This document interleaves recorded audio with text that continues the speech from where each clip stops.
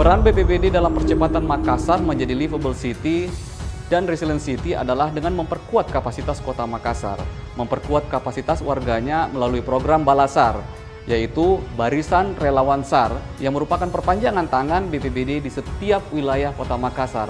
Kami telah membina 600 warga kota Makassar yang tersebar di 15 kecamatan.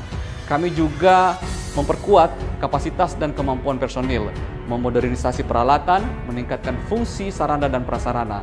Dengan peningkatan kapasitas ini kami harapkan indeks risiko bencana Kota Makassar yang pada saat ini ada pada skala sedang akan turun menjadi skala rendah, yang pada akhirnya dapat mewujudkan Makassar menjadi resilient city.